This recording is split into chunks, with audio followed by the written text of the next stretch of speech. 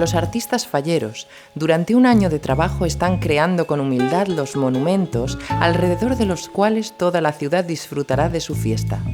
Una fiesta que refleja y recoge el constante fluir de la vida, del trabajo y esfuerzo como un acto de desprendimiento.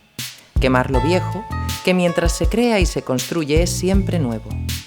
Una fiesta que celebra la vida, que trata con humor los obstáculos y esos asuntos importantes que desde la solemnidad y la seriedad se harían inabarcables.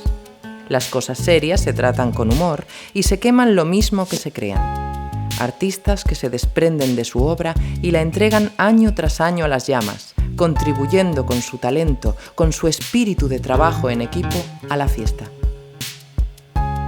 Ellos son los constructores de este sueño anual.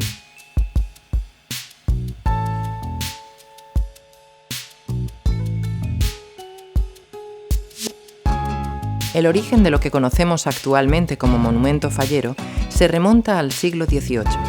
Esta antigua tradición consistía en la quema de restos de madera de los talleres de carpinteros y los muebles viejos de domicilios particulares en la víspera de la fiesta de San José, patrón del gremio de los carpinteros. A lo largo del siglo XIX, la forma primitiva se transformó con la introducción de muñecos de trapo rellenos de paja, con máscaras de cartón o cabezas de cera. Tras muchos años de evolución, han llegado a ser los monumentos artísticos que conocemos, normalmente compuestos de un cuerpo central y remate, formado por una o más figuras principales y varias figuras secundarias o ninots que la rodean y constituyen las llamadas escenas. El uso del molde para el ninot de cartón, técnica que se inició entre 1920 y 1930, permitió levantar monumentos más altos y llega prácticamente hasta nuestros días, donde aún se realiza, especialmente para los muñecos más pequeños. Una ventaja de la técnica del molde es la posibilidad de repetir el mismo ninot ilimitadamente. A partir de los años 90, apareció la técnica del poliestireno expandido o corcho de poliespán de diferentes densidades, material que, dado su menor peso, permite más altura y volumen a los monumentos, y la facilidad con la que se trabaja permite una mayor innovación en los diseños. Actualmente en el diseño y fabricación de las fallas se combinan las técnicas más artesanales con las nuevas tecnologías, como el modelado con programas en 3D. La falla nace en el estudio del artista, donde piensa el tema principal del que tratará la falla y las escenas que lo constituirán. El primer paso es dibujar un boceto que se mostrará a la comisión de la falla para que decida si le gusta la idea. Estos bocetos tradicionalmente se realizaban a mano. Actualmente, algunos artistas combinan el dibujo manual con nuevas herramientas informáticas que agilizan el proceso y hacen que el artista trabaje con mayor comodidad, pudiendo cambiar de pincel o de color con un solo clic.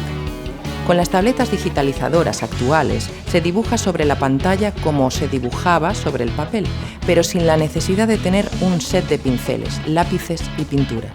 Además, es mucho más fácil realizar modificaciones y varias versiones del proyecto sin tener que repetir el dibujo. Estos diseños, una vez aprobados por la comisión de la falla, pasan a la fase de maquetado, que consiste en modelar una maqueta a pequeña escala que ayude a visualizar la falla en conjunto. Estas maquetas pueden ser físicas o virtuales en un entorno digital, ya que con la ayuda de los escáneres e impresoras 3D se pueden usar ambos formatos indistintamente. Como los artistas prefieren generalmente trabajar sobre un material físico antes que en un entorno virtual, es habitual moldear sobre plastilina o barro y después escanear y digitalizar la figura para perfeccionar la pieza en formato 3D, ya que de este modelo virtual se pueden sacar copias a distintas escalas o distintas versiones de forma automatizada, sin tener que realizar cada vez la figura a mano. Este proceso de digitalización se aplica principalmente para el modelado mecánico de los remates o piezas principales. Una vez tenemos el modelo acabado en formato digital, hay que convertirlo en la figura real de corcho. Y para ello, el primer paso es dividir el modelo virtual en secciones del grosor de los bloques de poliespán. Estas secciones se reordenan de modo que se aprovecha al máximo cada plancha, no solo con fines prácticos, sino por sostenibilidad ambiental. Estas secciones se enumeran para que después sea sencillo juntarlas en el orden correcto. Las secciones del modelo se traducen en órdenes para la fresadora. Esta máquina va desgastando con una broca giratoria las planchas de corcho para darles la forma adecuada. Las planchas se pegan entre sí, formando la figura completa como un puzzle.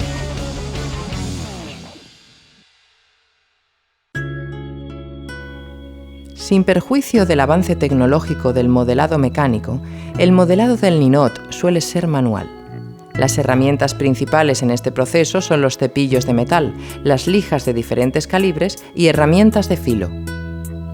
Como en el mercado no siempre existen herramientas adecuadas para trabajar el corcho, los artesanos se ven obligados a fabricarlas ellos mismos para cortar las piezas e ir modelándolas, como el palillero, una horquilla con hilo de nicrón candente que derrite el corcho, cortándolo rápida y limpiamente. Para el modelado tradicional, el proceso es el siguiente. Se dibuja el modelo sobre la plancha de corcho. En la sierra térmica se pasa el hilo caliente y se realiza el modelado en bruto de la pieza.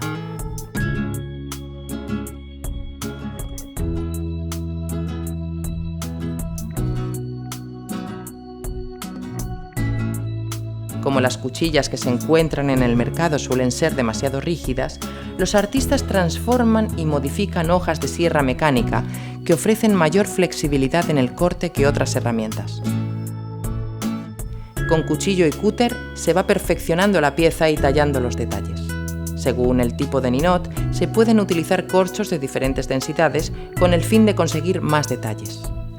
Una vez terminado el modelado, se lija para que la pieza quede lisa.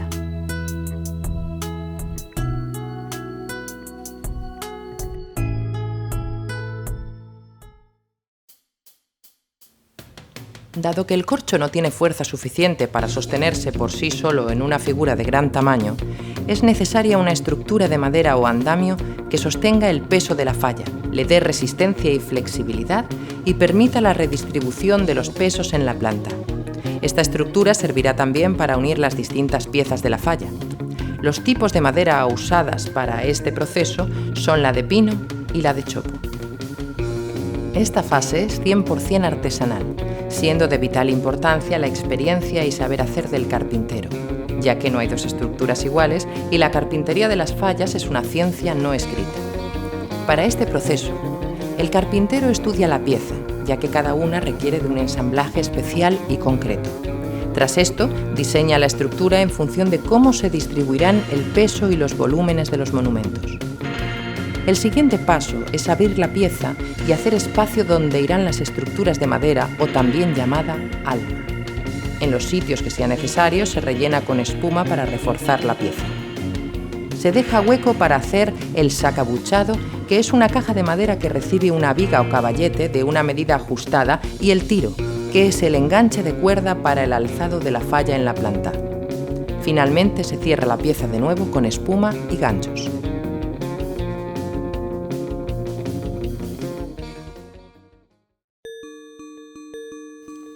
Una vez terminado el cuerpo de la figura, hay que dotarlo de una piel, una superficie lisa sobre la que se pueda aplicar la pintura. Esto se consigue en 2 pasos, empapelado y gotelé. Para el empapelado se usan trozos de papel y engrudo, un adhesivo de cola y agua. Con paciencia se va pegando papel a papel hasta que la pieza quede totalmente cubierta. Una vez seco el empapelado, se le da una o varias capas de gotelé para que se quede rígida y a continuación se lijará para que quede una superficie uniforme.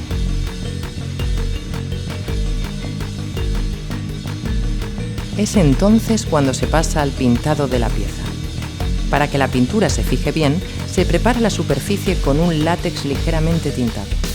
Se da una primera capa con los colores base, usando aerógrafos o pistolas de pintura, que no solo agilizan el proceso de cubrir grandes superficies, sino que también minimiza la pintura usada. Sobre la base se van dando los tonos y sombreados que darán volumen y realismo a la pieza. Por último, con un pincel se pintan los detalles más delicados. Se dejan secar y se cubren con plástico para almacenarlas sin que se estropeen hasta el momento de la planta. A medida que se acercan las fallas, las piezas terminadas se van almacenando y el ritmo en los talleres de los artistas se hace frenético. Para la planta se trasladan por carretera las piezas del taller a la calle, para lo cual realizan transportes especiales dadas las grandes dimensiones de las piezas. Este factor es también otro aspecto a tener en cuenta por parte del artista durante el proceso de elaboración, ya que debe de prever el tamaño y estructuras de las mismas para que sea también viable su transporte y evitar roturas de las piezas durante su traslado.